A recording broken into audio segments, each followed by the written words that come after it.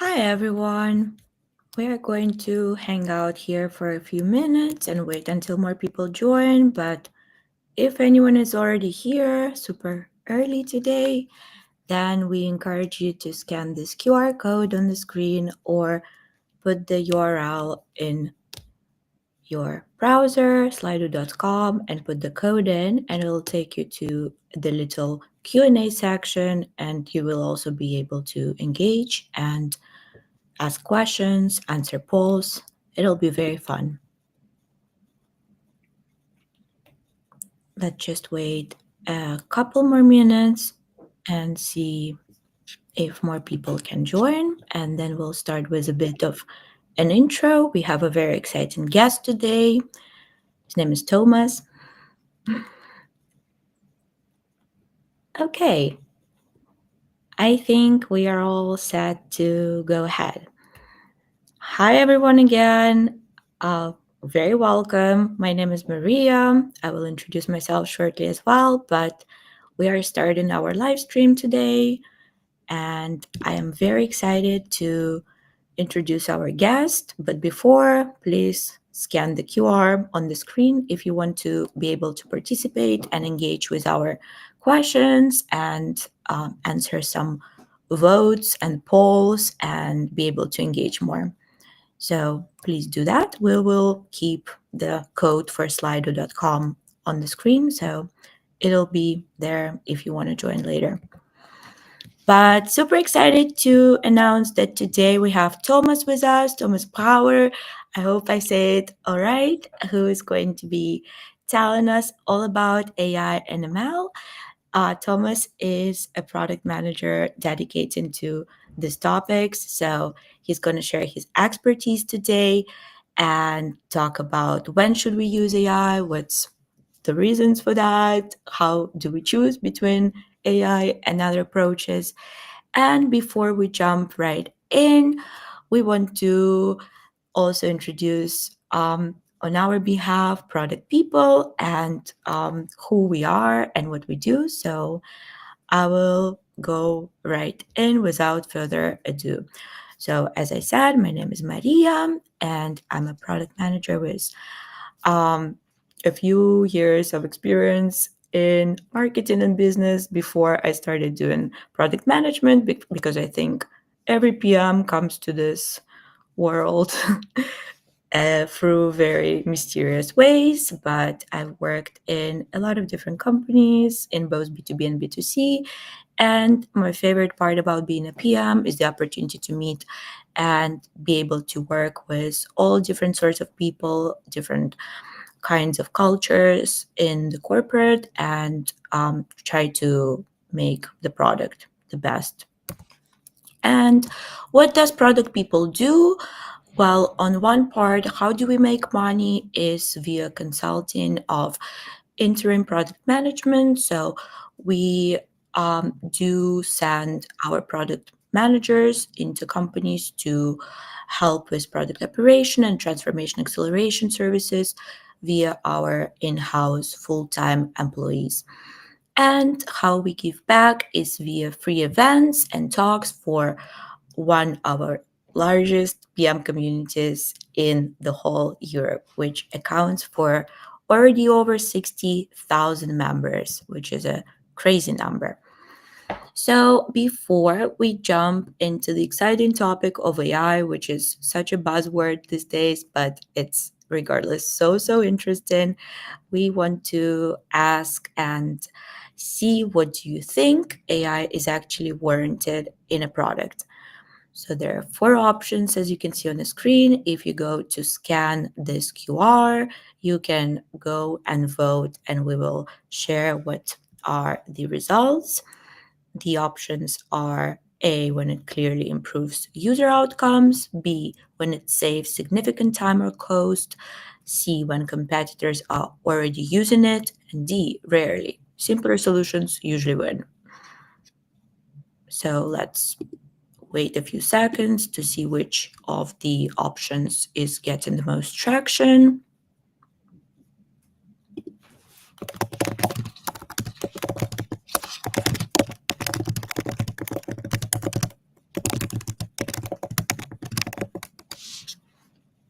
I think that overall it's such an interesting question because some people are more scared to use AI, some people are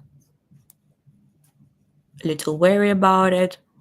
Okay, I see that currently we have a lot of answers towards answer B, and it's accounting for right now almost 75%. So I think there is a majority of votes there. And what is very interesting, no one, not even one answer, clicked on option C. So when competitors are already using it, is not a good reason enough, which I think we can all agree on. So it's very interesting. We will probably grill you with a lot of questions, Thomas, later regarding what you think. But I think we cannot wait any longer, so I will just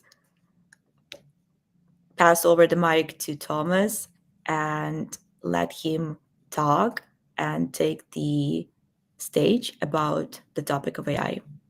So it's all yours, Thomas. Awesome. Thank you, Maria. And thank you all for joining. I'm very excited to talk today. And the central question I want to help answer today, or try to answer, is when should I use AI and ML? And there's kind of two sub questions to that I think most of us are probably product managers. Some other people are also working product development, different roles, but we probably have two sub questions to that, right? One of them is, when should I use AI and ML in my product, right? Should I add a new AI feature or do machine learning? And the other one is like, what tools should I be using for what tasks in my day-to-day job? So I'm gonna mostly think about product management there, where you can kind of apply that to other jobs. So I'm gonna give a lot of examples and stories, especially of the AI and products one. And then for the second part, I'm gonna get a little bit more philosophical. So we'll see what we all take away from that. And I think the central message that I'm going to try to portray is that AI is an innovation technology. And so generally speaking, the answer to should I use AI and ML is yes, if you can make things a lot better. And the problem that I see a lot is that we try to make things incrementally better, or we're not even making things that much better. And then there are still reasons for you to use AI and ML in those cases. But you should do that for the right reasons. And so we're going to talk, and I think in this survey, there was an interesting answer, which is if our competitor is using it, maybe we should use AI and ML.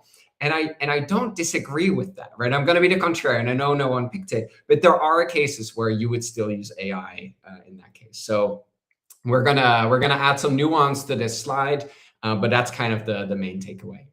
And so this is my little brag slide, which is my background. And I've basically been doing an ML and AI since before it was cool. So I did a PhD in machine learning at the University of Cambridge, and that's how I transitioned into product management. So I then started working at Yelp, worked there for about 3 years on different applied machine learning projects. So we worked with lots of different teams in the company to bring machine learning or AI into their problems. I worked at Apheris, just a startup in Berlin, working on a machine learning infrastructure. Federated machine learning is what it's called. And then I worked at Blinkist, and Blinkist got acquired by a B2B company called Go1 a couple of years ago. And so I worked first on the Blinkist side on personalization in the app, and then worked on the B2B side of the Go1 business. I became a freelance product manager about 6 months ago to work on different AI and machine learning initiatives. And I'm currently doing a project with Kaartenmacherij, which is a website that allows you to order custom birth cards or wedding invites or photo books. And so we're also working on a new AI product there. So I'm going to share stories, especially from my time at Yelp and my time at Blinkist and Go1, on different things that we did there with AI and ML. So I want to start us off with talking about how we just determine whether we should use AI and ML in our products. And by the way, I'm going to use AI and ML interchangeably. At the end, if you have any questions, I'm very happy to dive into my thoughts of how those differ. But for now, I'm just going to pretend like they are the same, just for simplicity. And when we think about should I use AI and ML in the products, the first thing I want to talk about is hype versus innovation. And what does that mean? And this is going to help us answer the question whether we should use AI in our product. When our CEO or CPO comes to us, they probably had a board meeting recently and they've been told by the investors, we need to use more AI and ML, or we have this great vision, we're going to do lots of AI. They're typically thinking about something truly innovative. But the challenge here is that a lot of the time, there's actually different types of AI applications. And so when we talk about AI, we often actually talk about one of three different types of use cases and applications. There is what I call hype, there's user problems, and then there's true innovation. And the problem happens that often when a CEO or CPO comes to talk to you about their idea of true innovation, it often turns out to be hype. And that's a really important distinction. So let's dive a little bit more into these three, and then you'll probably see what I'm talking about. And I'm not saying that we shouldn't do those three different types of AI applications. And that's where what I hinted at earlier, sometimes if your competitors do it, maybe you do want to do it, but then you need to be aware of which of those buckets you're in. You're probably more in a hype bucket than in another one. So let's talk about hype first. So hype is really just about riding the hype wave, as the name kind of says. So the example I'll give of this is that when I worked at Go1, so many people might not be aware of Go1, or the name, but you've probably done something with a product from Go1. So Go1 is a content aggregator. They have over 100,000 different professional learning courses. So that could be how to do Excel, how to be a manager. It could be sexual harassment training, GDPR training. So when you have to do your training once a year for your job, there's a good chance that that course was actually licensed through Go1. And so there's a very large library of over 100,000 different courses. And so the people that pick these courses to kind of assign to you and your company are called learning and development folks. And they have to go through those 100,000 courses and find the right course. And so that's like a search and discovery problem, right? Like, how do you get them to find the right course for them? And when I started working on that, this was around the time that ChatGPT was blowing up. Everyone was thinking we should build a chatbot. I think sometimes still we all think we should build a chatbot. But at the time, everyone was like, chatbots are the solution, and then it's the future. And so we spent a lot of time building a chatbot. And then we looked at the metrics and how the success rate of people using the chatbot versus the search. And it was very clear that the core search experience was just much better than the chatbot, right? So you could say that we built this chatbot, we did this hype thing, and it was totally not worth it because it didn't make the user experience much better. But what we realized is that we basically sold our content through a bunch of different strategic partners, and they often didn't have the in-house expertise to do innovation. Right? So they couldn't build those chatbots themselves, but we could build the chatbot and then offer that as an integration for them. And so even though that didn't necessarily lead to a much better user experience, it did open the door to a lot of strategic partnerships. And as a result, millions in revenue by just having this hype feature, right? So it's totally fine to do hype when it creates partnerships or market awareness. But just not when we're building hype and thinking that it's actually solving a user problem better. And that takes us to the second bucket of user problems, right?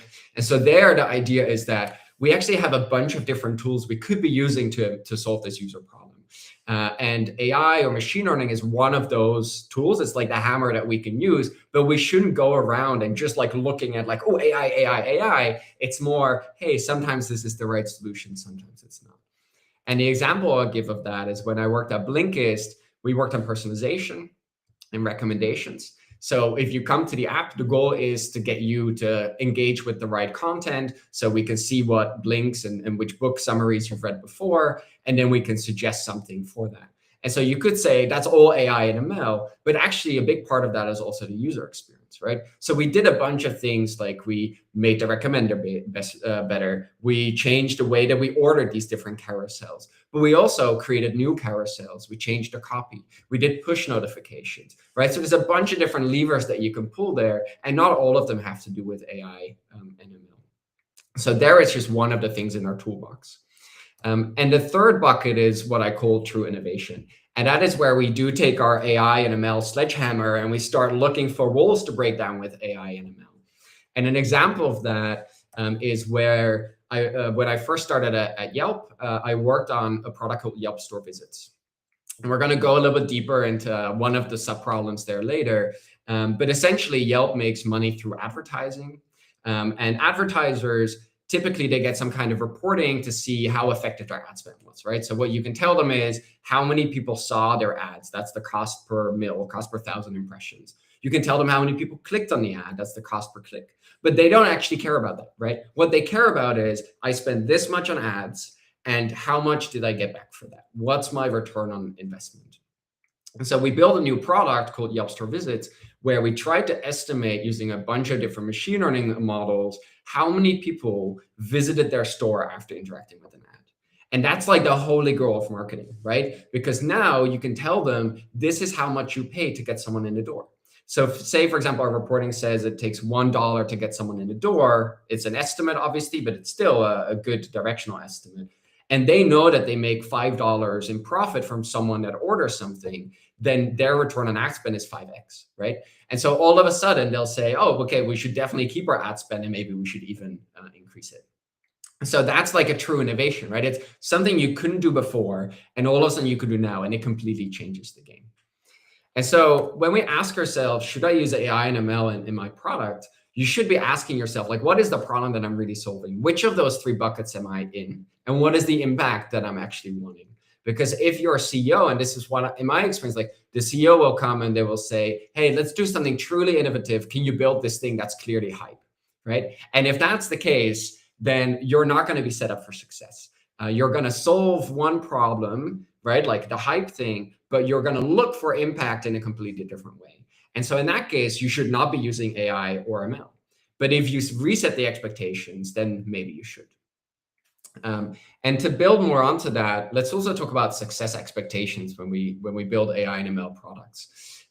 Because developing AI products actually works a little bit differently than normal products. So typically when we build a new product, say that we're making a new tool or trying to improve the existing experience, like we have a hypothesis that it's going to improve things, and then we build it, and it's, oftentimes it does improve things, sometimes it doesn't improve things, but we still have like this visual thing that we've built, right? That you can see in the user experience, like, oh, it's different now, right? The tricky bit with AI products is it's kind of this thing that we have to try, and then sometimes it works and doesn't work. And most of the time, things just don't work, right? We spend 3 months trying to build this new system or this new model, and at the end of it, we just have absolutely nothing to show for it. And that's really tough, right? Because imagine going to your CEO and saying, well, we spent 3 months on this and then we have nothing to show for it, and your job is probably not going to be very safe. But on the other hand, sometimes we try something and it could create new business lines, it could create millions of dollars in impact. And so that's really difficult to deal with. And the example that I started talking about earlier is this Yelp Store Visits product, where we want to help advertisers by estimating how effective their ad spend is actually working for them. And this is basically a system, it's an estimate, and it has a bunch of different machine learning and AI components to it. So on a high level, the way it works is we have location data for a very small subset of users that have opted in for that. For those users, we try to figure out when did they have a visit somewhere, where did they stop, which store was that visit to, and then you try to extrapolate to the whole population. Say, okay, maybe these users are representative in some way for everyone. So there's a bunch of different machine learning models. And one example I'll give of a thing we tried to do in this area where success expectations were really important is we're trying to predict, or trying a new methodology for predicting which store a visit was to. So you can see here that we have this location pin. And so we can probably say it's probably the visit was to store 2, but maybe it's also to store 1, right? So when we first had our first model, we'd basically go for the top option. It's definitely store 2, 100% of the visit goes to store 2. But we had this idea, well, maybe we're not so sure, right? So maybe we give most of the visit to store 2, and we give part of the credit to store 1. Or maybe we're not even sure it is a visit in the first place to a store. Maybe they were just like tying their shoelaces outside. So maybe we shouldn't give a whole visit. So there's all these different options. And we spent months working on this. And from a methodology point of view, it's such a clean solution, right? Like to do this option 2 or 3. The engineers were convinced it was going to be better. We did all this work and we looked at the metrics of our product and it was just worse, right? And that was tough because we built a lot of a momentum towards this new methodology. And then we realized, oh, it just doesn't work. And that was a tough conversation with our VP of product. But at the other hand, we once tried a new methodology for improving the reliability of our reporting. I won't give you too many details, but it was a huge success, and within like a month or two, we had millions of dollars in impact because we made it so much more reliable that we could share it with way more clients. Those clients tend to really like the reporting because it helps them finally make that decision. Is this working for me or not? And that was really, really valuable for the business. So that's really difficult, right? Sometimes you're going to have a huge success and sometimes you're not going to have anything to show for it all. And there's not a lot in the middle, typically. It's either a huge success or nothing at all. So how do you deal with those expectations? And what I find very helpful there is what's called the 3 horizons framework. And the idea there is that you have certain things and initiatives that are going to have impact in the short term, horizon 1. Some things are going to have impact in the midterm, horizon 2, and some things are longer term bets, right? And they're horizon 3. They might be new product lines or new AI-driven products that are going to replace the old products eventually.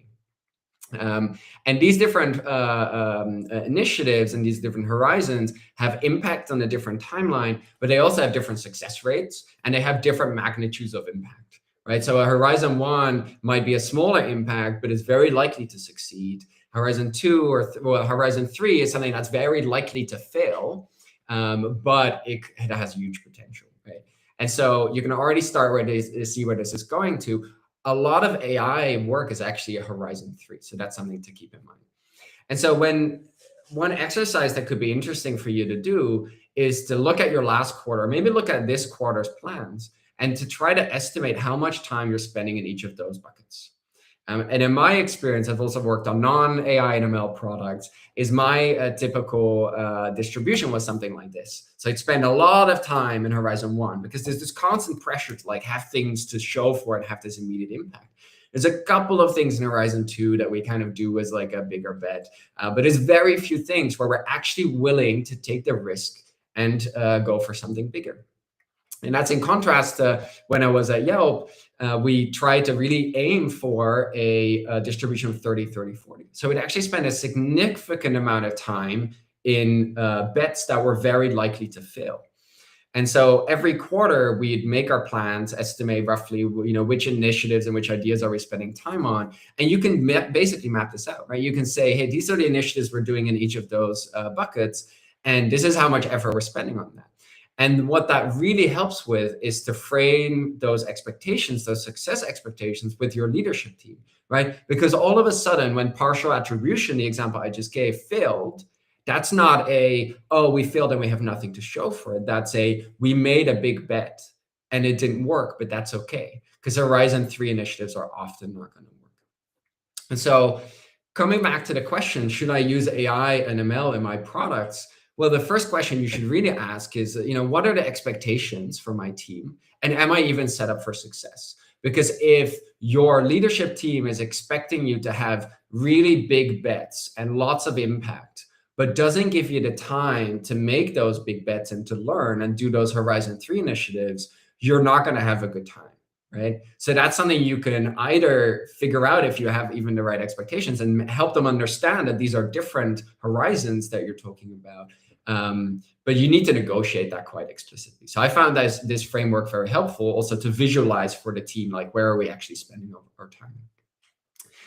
And so that kind of summarizes that, you can do AI and ML in a Horizon 1 bet. It's just difficult because if you want to have things that are 10x better, and that's where AI as an innovation technology is best suited, you're really looking for things that you can make drastically better. Those things are very uncertain. They actually take a lot of time to come to fruition. And so you want to negotiate into that Horizon 3 work. Cool. That's the first part of my talk. As an interlude, I also, because we're on the product side now, I want to share 4 themes that I've seen through my time working on different AI and ML products. I'm just going to, on a high level, share them. Give me 1 second. Cool. Cool. So the first theme that I've noticed is that we often think that we have to be in a startup to be at the cutting edge, right? We want to be the first mover, and if we're not the first mover, we're missing a boat. But what we're often missing with that is that when you work at larger companies, and Yelp is an example of a larger company, Blinkist is a larger company, these are all larger companies. They have a huge advantage over a startup. A startup can move much faster. They can take many more risks, but they do not have distribution. They often do not have brand. And so you don't have to be the first person to like bring this new innovative AI experience onto the market. You just have to do it fast enough that that new startup isn't going to beat you. And your distribution and your brand is the thing that's going to help you with that. So if you feel like you're in like, oh, I'm in a slow company, that's not necessarily a bad thing, as long as at some point they're willing to take those risks. And then with their distribution, they can scale up way, way faster. The second thing is that when you build like a 0 to 1 product, you typically want to get really strong early feedback. You really want to make sure that the problem you're solving is really, really worth solving. And the tricky bit there is like sometimes you come up with a prototype or you come up with a problem and you show it to people and they're like, yeah, it's kind of good. And then you start, oh, let's like tweak this and like put some lipstick here and like make it a little bit nicer. And the problem is after you put all that lipstick on a pig, in the end, it's still a pig, right? Like it's not going to get prettier just by putting lipstick on it. So you want to really aim for something that has really strong early traction. And this is something that we saw with the Yelp Store Visits product. This is something that was super scrappy. It was just like a slide deck with some raw numbers. It was one slide, right? One number. But we showed it to customers and they were completely sold. So very, very strong early feedback, very clearly showing that we were on the right path. And on that topic as well, you know, should you build something beautiful and amazing? No, you should start scrappier than you think, way more manually than you think, right? So we could have had this like dashboard where you can download the reporting and it's all self-serve. Like we didn't do any of that. We had 5 to 10 people the first week of every month manually creating slide decks that we could share to the sales team that could then use it to do the reporting. Right. So that was super manual, super scrappy, but it allowed us as a team to focus our effort on improving the core product. And so that was really essential. So you really want to be super scrappy. And, you know, we'll talk more about AI prototyping, but there's ways to keep things super scrappy. There's concierge tests where you just do everything, you know, manually in the background and the user can't tell. But that's generally where you want to start. And the last thing is dog fooding.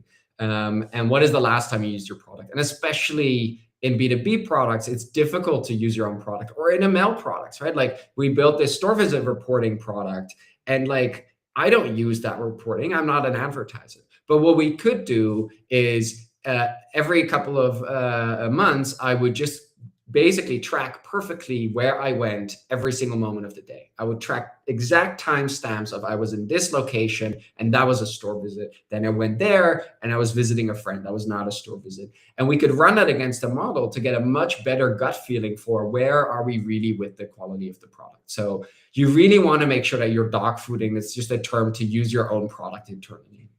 And then obviously at some point we scaled this and we have more people within the company doing it. But it started with me just having a little notepad and writing down for a week long what I was doing. So super scrappy, lots of dog fooding. Yeah. Cool. The second part of the talk is to answer the question, should I use AI in my day-to-day? And I think we all as PMs, we probably all have a little bit of angst. And the question that I sometimes ask is, okay, do we still need PMs, right? Do we still, we can write a PRD with AI tools. We can make prototypes with AI tools. Engineers can write code super fast. Maybe a founder can just do everything themselves, or maybe engineers can just do the PM job. Like, what do they even need us for? And what I found very interesting is a recent post by Kari Saarinen from a Linear app. And he's the founder and CEO, and it's called The Disappearing Middle of Software. And the gist of it is the following. So historically speaking, this is what the amount of effort, the distribution of the amount of effort was around how we came up with ideas, then we built them, and then we released and got feedback, and then we went back into building and we tweaked it. And historically speaking, we'd spent the vast majority of our time in the building phase because software was really expensive, really slow. It takes a lot of time.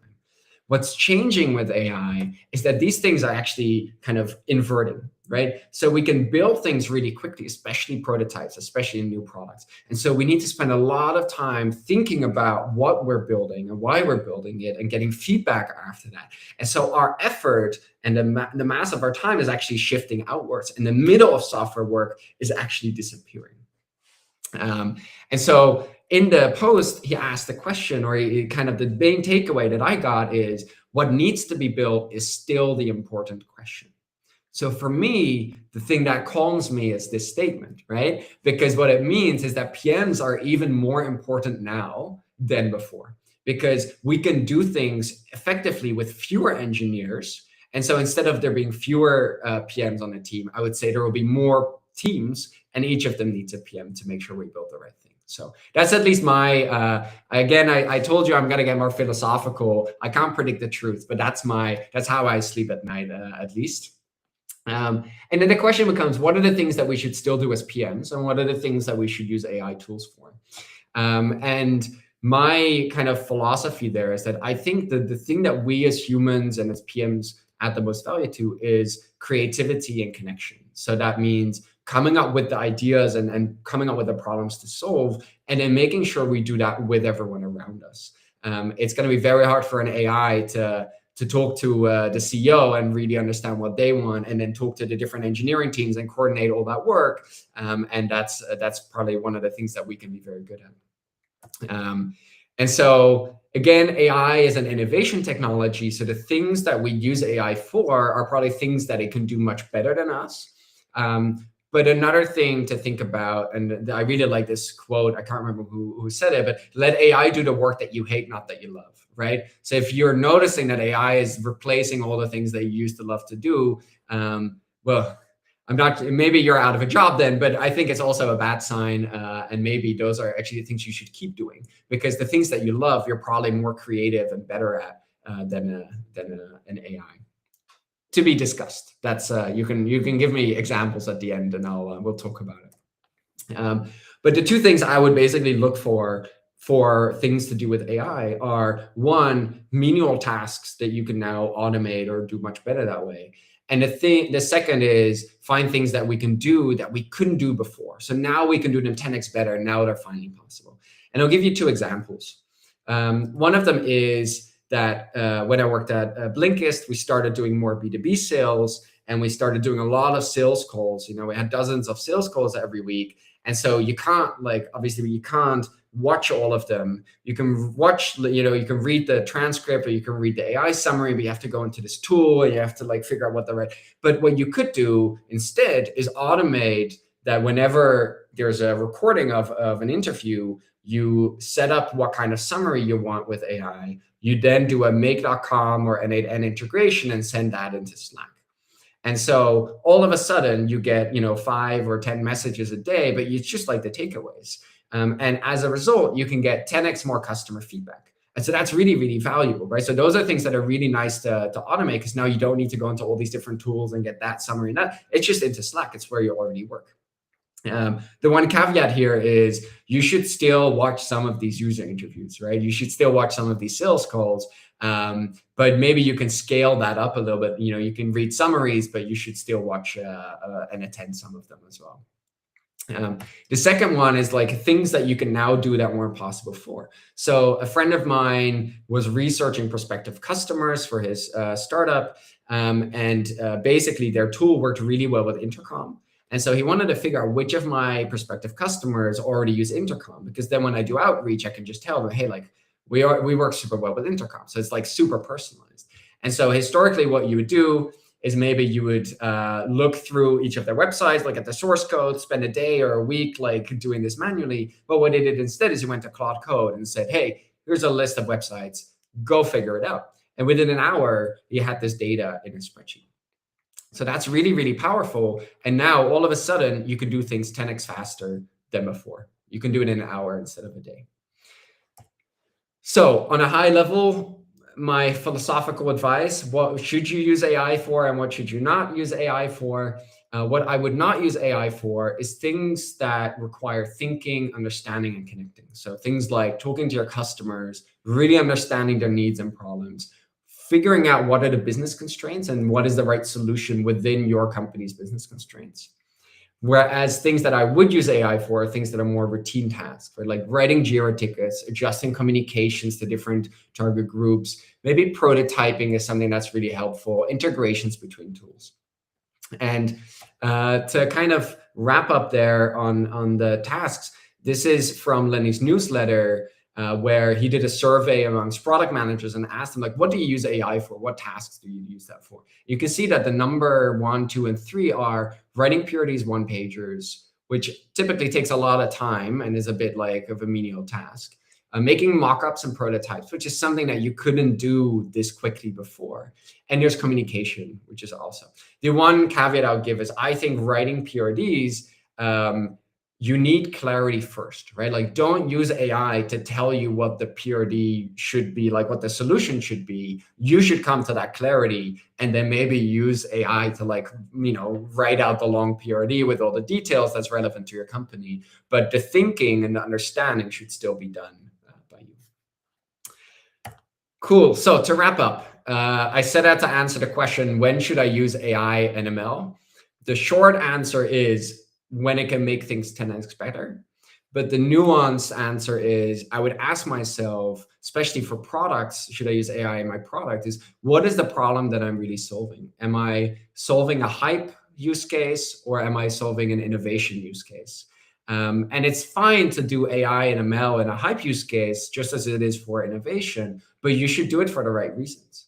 And the second is, have I set the right expectations? Does my company even understand that when I really try to do these innovation Horizon 3 initiatives, that a lot of these things are going to fail? And if they don't realize this, you're going to have a tough time making bigger bets. And you're probably going to have all this pressure to constantly do Horizon 1 work, but none of that is going to solve the problem really in the right way. So you really want to negotiate splitting your time between these horizons. All right. Thank you very much. I hope that was helpful. Let's stay in touch. And I'm happy to answer any more questions that come up. Thank you so much, Thomas. That was super insightful. I think we all learned a thing or two, and it's just such an interesting topic, and you can always talk about this more and more, and there are so many different perspectives. So, thank you everybody who was with us listening to this wonderful presentation. We have a Q&A starting shortly. So, while you're submitting some questions, I just want you to, I want to remind you about this is where you can submit the questions right on your screen. Just scan this QR code and you will be able to submit your question. But meanwhile, I just want to remind you quickly, sorry, apologies, about what Product People does. And here on the screen, you can see some of the main use cases that we work with on a daily and we can cover for you and your company. So our main case is interim or fractional support. So let's say some position is taking a while to hire. As you know, the hiring process can take up to a year. Sometimes it takes a long time for especially senior roles. So we cover those periods of time. Then also we cover parental and maternal leaves. So while a person is on a leave, we can onboard very fast and cover for them. And then we also cover for any important and urgent initiatives. So, for example, if there is some initiative that came out of nowhere, we can accelerate product discovery and delivery and make an impact super fast. Second one is coaching and advisory consultancy services. So we can coach your team and also create or optimize processes and programs within your team. So that would cover positions of product coach, program manager, product operations. And finally, we can also help with discovery of the product as our experts step in to help you and scale the markets, analyze some use cases, jobs to be done, and also we can help you to run a low or no code pilot or MVP. So here you can see some of our selected B2C clients. I'm sure you are all familiar with at least half of these brands. They're very, very big and they all trust us. And here we can have some additional ones in B2B or business to people, etc., etc. And those are some very exciting brands that we get an opportunity to work with and you get to collaborate with us. This is one of my favorite slides because it has numbers which are very visually easy to interpretate. And we have here 690 plus cross-functional teams that we've supported over the time, which is for over 130 clients. And that is just crazy to think that there are over 130 companies that we've collaborated with. And our company currently consists of 40 product leaders and product managers, which are all full time in house employees that ensures quality of service for clients and strong career paths for our own members. And finally, my favorite fact is that almost 60% are of all our team are actually women and 60% in leadership. And we think that girl power rules, and we promote from within and hire more women than average thanks to our skills before CVs process. So, thank you so much for listening. You can now share if you have any last burning question, you can share it with us. But other than that, let's ask Thomas what we think. So, the first question, Thomas, that I have for you that somebody submitted is, have you seen any of the cases where removing or downgrading an AI component actually improved the product? And what changed? Um, I don't have a good example, I think, of that.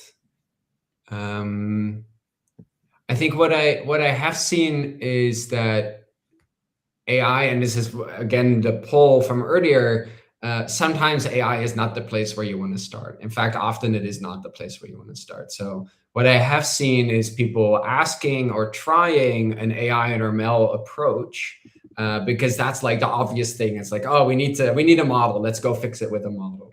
But then oftentimes, if you really talk to the stakeholders and try to understand like what is the problem, then you realize that the model approach either doesn't work or they didn't take the time to understand what the problem is. And the first step is usually what I call like a heuristics based approach, right? Where you look at the data or you look at the problem and you just say, let's just do some rules. If this happens, then do this. If this happens, then do this.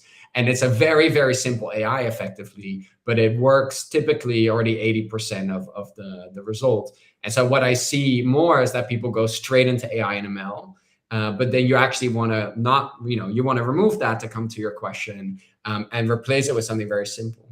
And the other advantage to that is it also gives you a baseline to then figure out how much better the AI or ML approach is. But yeah, I think your question was more asking like a company added AI and then they removed that feature and then it got things better. Like I don't unfortunately have a good example of that. Yeah, I don't know what this person meant with their question, but it sounds like it. And I think, yeah, would you say that's tripping to no AI assumption first is like the baseline of analyzing if implementing it will be successful? So going kind of like black and white. Yeah, I mean, I think there are definitely cases where it's obvious that AI or ML is going to be the long-term solution, right? Like that's what you need to work towards. But as with any product, you need to learn your way into the right AI and ML approach. And the way you learn that is not by spending 3 months building a complex model because you're going to nail it. The way to do that is to start with heuristics and rules, test, are we even solving the right problem? Like maybe we got some assumptions wrong, get something end to end that maybe work, get a baseline, and then to learn your way further into the machine learning. So even when you know that it is probably the right approach longer term, it's not that you're saying, oh, it's never, maybe you shouldn't use AI at all. It's that even when you know you should use AI, you maybe don't want to start with AI. Okay, yeah. That's very interesting. We have another question which says, what language or framing has helped you successfully say this does not need AI to executives? I feel like that's the theme with all the questions, that AI is actually not needed. But I don't know if you have an example of what language or framing has helped you successfully Yeah, so I think communicate that. Yeah, I think this framing of like hype versus innovation kind of helps because it kind of makes them, and maybe the example of chatbots is a good one there, right? Where everyone thought, oh, this is definitely the right solution, and then it turned out to mostly be hype. And so maybe that helps you frame like, okay, let's be honest, like which of these three buckets are we really on with the work? And then to bring in those horizons and to say, okay, well, now if you want innovation, we can do that. But currently, this is how we're spending the time with the team, Horizon 1, 2, 3, and this is how often these initiatives typically succeed. And you want me to do something more that's innovation. Well, with that, we're going to need to deal with more uncertainty and fewer successes. And are we really willing to do that? And if the answer is no, just get it done in a Horizon 1 work, then that's just not a realistic expectation. For sure, yeah. Okay, thank you. There's another question we have, and let's see if someone else wants to submit theirs, which is asking, if you were mentoring a PM today, what's the one AI related mistake you try to help them avoid? The thing I would help them avoid is offloading their thinking to AI, right? So for me, and you know, this is maybe a personal thing, but I've always found that the way I deliver the most value is by really playing into my human strengths and my connection. So I spend a lot of time talking to people and kind of getting a lay of the land and really understanding all their perspectives and then really understanding the problem. And I think there's this temptation to like take a problem, throw it at an AI and say, well, this is clearly the solution. But then you ignore that you work in a company with people, that you have a certain history, that you have a certain way of working. And I think it's really important, as you know, PMs are often this connecting factor. And so I think we really need to play into that, and we need to not offload that and just say, well, the AI said this is the right solution, so let's just do that solution. But to really try to go a level deeper. Yeah, I feel like we all had a moment where we relied a little too much on AI and just started asking, like, what do I reply to this email which says sounds good? And it's like your brain goes a little wary. And um, yeah. Maybe we can do very last question because we have very limited time. And I I think, yeah, there's a lot of interesting ones, but one that sounds good is, how easy is it to sell ideas related to AI to customer and stakeholders as of this year, 2026? Do you feel that senior managers grow tired of buzzwords or not yet? Yeah.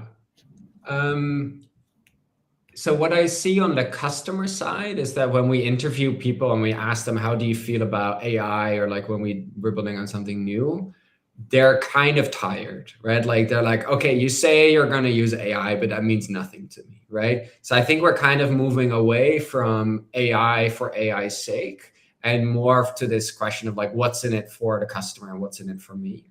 But I think on the business side, I still see a lot of I definitely see a lot of like crazy CEO types that are still like AI is the future and everything. And so I think there's still a lot of people in the business side that are very bullish. and that still think there's a lot of potential. So I don't think what I do think has happened is that the what AI means, right? Like what AI meant 10 years ago is machine learning. What AI means now can mean so many different things. And that is what I personally find difficult is like when people talk about AI, do we talk about predictive systems, machine learning? Do we talk about automation? Do we talk about interactive like LLM chatbots? Or do we talk about what was the fourth one that I had in my mind? One second, I had let's see. Uh, doesn't matter. I think there was a fourth bucket of things that I had, but basically they all kind of get grouped together, and they're all like the same. They're all AI, but that's actually not that helpful. Yeah, I 100% agree that it can mean a lot of things. I actually just noticed that there was a second part to that question, which goes into what about generative AI for creatives? Like, for example, in the ads, I come from a corner where this got the next gen project race. And I think it's a very interesting question in regard of generative AI. So what do you think? Because I think you can definitely tell nowadays when So what it's does AD advertising or I think uh ads, right? That's what it is. Yeah. no, how easy to sell? I think it still goes into the is it easy to sell to stakeholders or customers, even when it comes to generative AI, even Um, it's yeah, the way the way I'm interpreting this question is like, are customers adverse to AI, Gen AI clearly being used in, for example, ads or creatives? Um, and I'm not the right person probably to make that judgment. Like I don't feel like I personally am, but I wonder whether newer generations have the same hesitation. But like for me, if I saw a company using AI in their creatives, I would be like, ugh, AI slop. But other people, I think, don't seem to mind, right? So that's going to be interesting to see how that plays out. And what I would expect is that certain, especially age-related target audiences, will be either targeted a lot with AI slop and others not at all, because for one it works because they don't mind, and for the other it doesn't because they do mind. yeah. All right. Thank you so much, Thomas, for answering all these questions. I know some of them are very wide, so you can talk about it for longer, but unfortunately, we don't have that much time left. So, thank you, everybody who was listening in on us today. And it was definitely a very cool discussion, interesting, and very on trend with our times. So, we just want to thank Thomas and meanwhile, I want to put my 2 cents in as well about product people. We're actually currently hiring. So if you want to join our team, you can scan a different QR code on the left of your screen and it will take you to our careers website and you can look at what it takes to work hands on to help our clients discover and deliver great products. And then on the right, we have QR to our newsletter where we post monthly to um, deliver to this world some very cool and inspiring product stories and insights. And we try to keep it fun and casual. So um, for sure, make um, scan this QR and you will be taken to our latest edition from this month, which is actually about conformity gate and Stranger Things. If you know, you know. And as a little sneak peek of what is to come, we have the next live stream with Quentin Francois, who is a CPO at Robote. I hope I say that right. I'm very sorry if I don't. And he is going to be telling us what is it like building magical devices from 0 to 1. And it's going to happen next week on 26th at 5 p.m. as usual European time. And please join. It'll be very, very exciting.